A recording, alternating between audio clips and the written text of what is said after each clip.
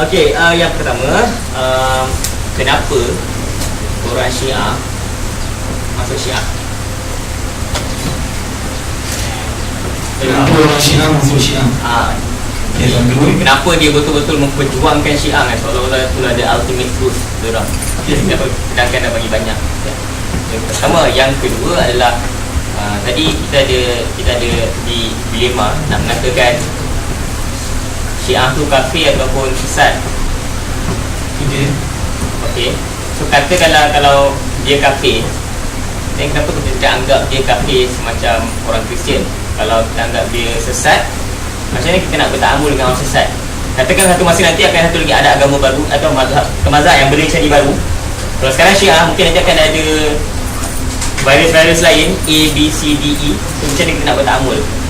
Satu masa nanti mana tahu nanti ada orang, kalau setakat ni Syiah mengkafirkan sahabat kan, tapi satu masa nanti mungkin ada fahaman lain yang buat benda yang pelik lain. Itu dua soalan. Milih agak Syiah sebagai mazhab dia, kepala agama dia. Okay, setakat anda pernah tanya, kebanyakan Syiah yang daripada Sunni convert ke Syiah, kebanyakan alasan mereka disebabkan sejarah kan? Dia mengatakan dalam sejarah perang Siffin dan juga perang antara Aisyah, Ali semua, dikatakan Ali telah dianiaya dan dia orang rasa Ali dizalimi, Hasan dan Husain dizalimi oleh keluarga Yazid dan keluarga Muawiyah, dan akhirnya membuat dia orang nak membela.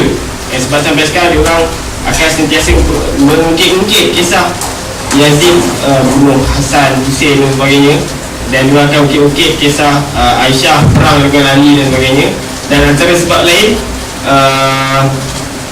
dia orang bagi anak lah, dia orang ni antara dia orang ni literal, maknanya memahami konteks, memahami hadis ataupun Al-Quran tu tidak dalam konteks yang sebenarnya. Contoh dia kata apa, ada satu hadis yang tengok macam mana hadis, tapi berbunyi Nabi di dalam pengalaman mengatakan Ali sebagai pengganti dia nanti, wali apa dekat situ lah. Dan sedangkan hadis tu konteks dia adalah ketika itu Ali dihantar ke Yaman selana, dan Ali adalah wakil sahabat yang ke sana lah, dan dia merupakan ketua kat Yaman. Itu yang dimaksudkan oleh Nabi dalam hadis tersebut. Dan ada lagi ayat Quran yang lain yang mengatakan imam ni semua maksum dalam surah Ahzab dan sebagainya. Ni menyebabkan mereka lebih beriman. Allah sendiri cakap, Nabi sendiri cakap Ali macam ni. Allah sendiri cakap ahli bait kita kena tamuskan, kena macam-macam lah. Dan okey, bagi anak fahaman diorang terhadap hadis itu salah dan Quran itu salah, dan itu menyebabkan mereka sangat-sangat berjuang lah. Dan bagi kita beriman Quran macam ni dalam konteks berbeza, dan itu yang menyebabkan kita beriman sahabat ni adalah orang yang dijamin syurga dan sebagainya. Cuma diorang beriman dalam konteks yang lain. Sebabkan itu mereka berjuang bersungguh-sungguh mati-matian lah untuk agama Syiah. Yang kedua, pasal Kecuali Nabi. macam ni nanti okay. Anak ada usia dalam buku dalam tahun lalu.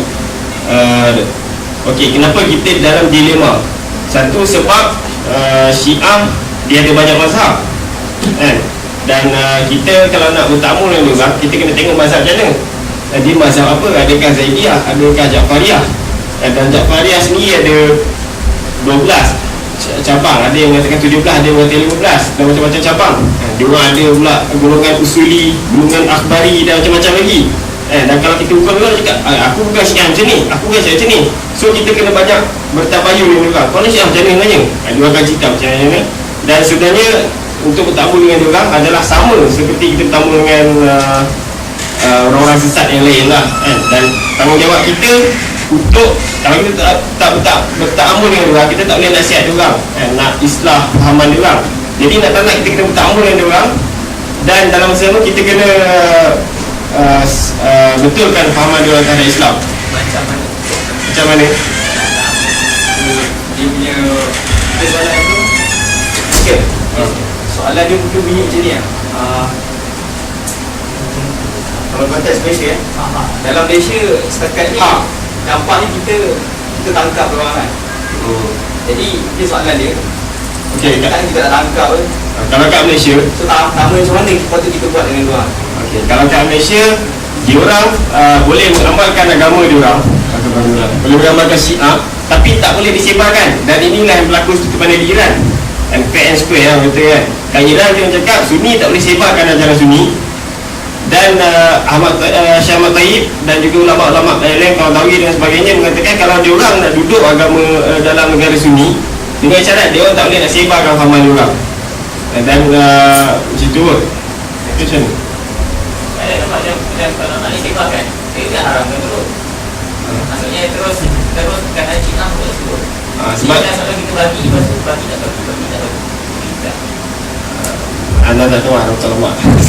Tapi apa yang nak faham daripada pendirian Mawqif Nahli Syiah tu Islam Islam ni, dia cakap ini adalah kita buntu, umat Islam sekali buntu, para ulama buntu nak cakap diorang kafir ke tak, nak ikutkan ajaran Islam sebenarnya. Diorang ni memang dah keluar akidah diorang. Tapi kalau kita cakap takut nanti diorang mungkin akan berlaku persekitaran yang sangat besar. Sebab diorang dalam dunia Islam diorang ada 11%, lebih kurang 150 juta bilangan diorang. So kalau kita cakap diorang kafir maknanya akan ada satu pertumbungan yang sangat besar, peperangan mungkin akan berlaku dan sebagainya. Jadi mungkin para ulama dan juga majlis fatwa dan sebagainya mengambil langkah untuk berada di tengah-tengah. Maknanya tak cakap diorang kafir, tak cakap diorang ni. Yang cakap kafir tu mungkin ada golongan Salafi yang keras sikit, dia akan cakap Syiah kafir dan sebagainya tapi ulama-ulama lain dia mengambil pendekatan tengah-tengah. Diorang ni tak kafir tapi dia sesat, bid'ah dan macam-macam seperti mana macam tu lah. Okay, kalau katakanlah Syiah sesat, kalau kita punya cara ta'amul kita dengan ayat P, dengan ta'amul dengan Syiah betul. Dan kalau ayat P memang ayat P lah. Kalau Syiah kita tak tahu. Jadi pada kalau dalam isu sesat, so, mungkin nanti akan datang lagi ajaran sesat yang lain. Jadi macam mana nak ta'amul? Satu yang anda faham lah kajian anda pernah agak tanya beberapa orang macam ni. Dan antara jawapan orang contoh ayat PIN ajaran sesat yang lain, dia tidak mengakar undi seperti Syiah. Syiah dia mengakar undi sehingga ada kerajaan dan sebagainya, rujukan dia Quran, Allah. Sedangkan Yapin kita tak tahu rujukan dia apa. Dia cakap dia tak nak rujuk Quran, dia adalah Nabi, dia adalah macam, dan jelas sesat. Memang tak masuk di akal lah orang kata kan. Dia tak ambil daripada sumber-sumber yang muktabar dan baku kan. Tapi Syiah dia masih lagi ambil daripada sumber-sumber Quran, hadis sebagainya. Quran terseleweng tapi dia masih ambil sebagian-sebagian lain. Maknanya dia beriman sebagian dan dia kufur sebagian Quran. Jadi kita tak boleh nak totally cakap dia orang kafir sebagainya. Kena sangat-sangat berhati-hati ya. Tapi kadang-kadang juga cakap kat orang kafir. Okey, kalau bagi Ahmad Soleh Ismail, kafir ke sesat? Bagi saya lah, mereka ni golongan yang sesat dan tak sampai hati yang cakap kafir. Sebab kita berkawan dengan diorang, tengok diorang bergaul, kadang-kadang Melayu kan, baik, minta tolong, dia tanya, dia jawab dengan baik, beradab dan sebagainya. Dan kita dan anak kita kena anggap diorang sebagai mahu, dan kita kena baiki fikrah diorang dengan cara kita menunjukkan konteks sebenar, pemahaman hadis dan Quran sebenar. Jadi itu tanggungjawab kita semua lah untuk memahami Quran dan hadis dalam konteks sebenar.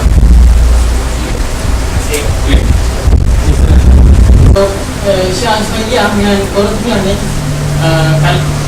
Ismailiyah ni dia adakah berada sekarang dan banyak di mana dan juga itu orang Kumiaham.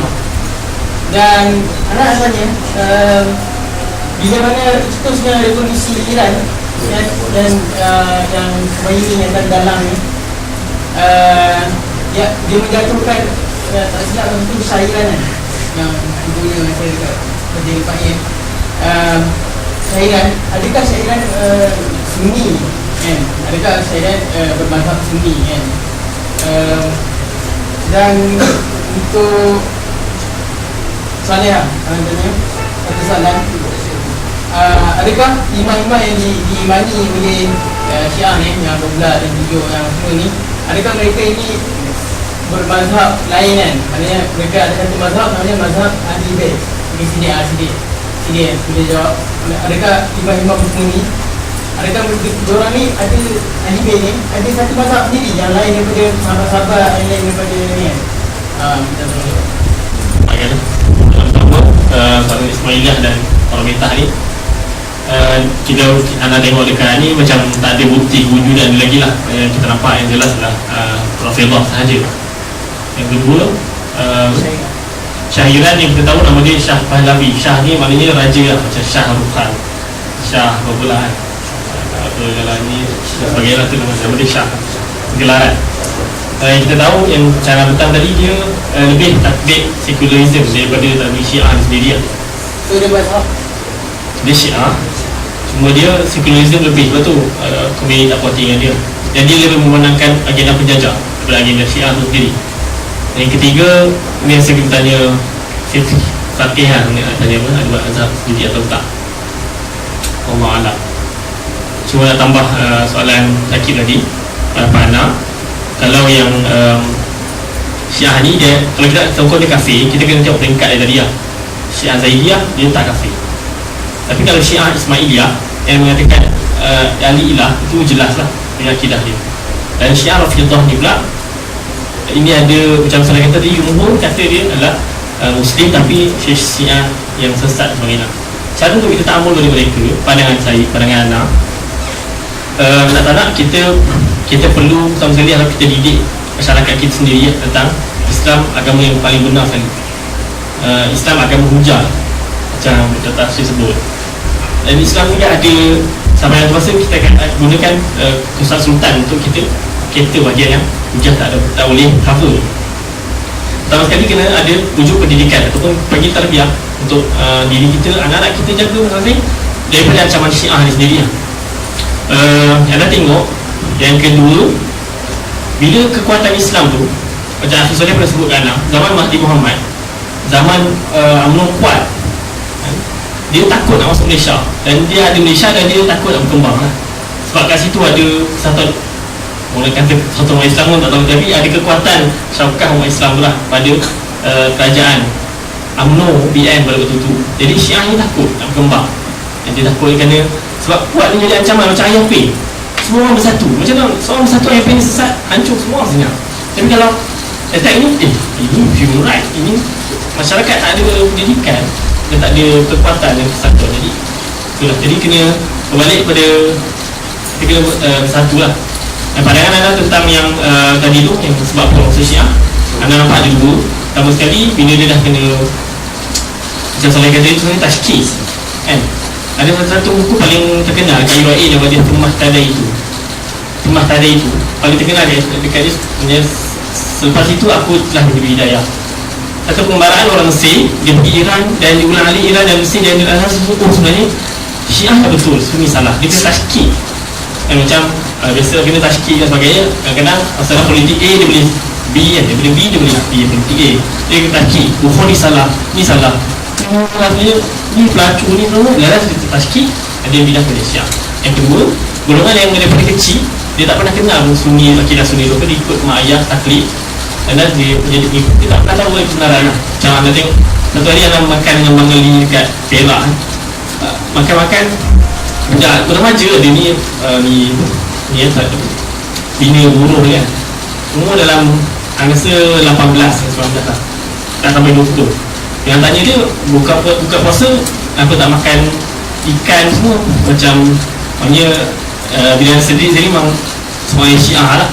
Jadi umur yang muda lah, dan antara kawasan orang yang menggaya bukan pendidikan lah, maknanya orang Pakistan yang datang dari kawasan miskin dan sebagainya. Jadi tak ada cerahan dan sebagainya, jadi dia dalam keluarga yang Syiah. Allah Alam.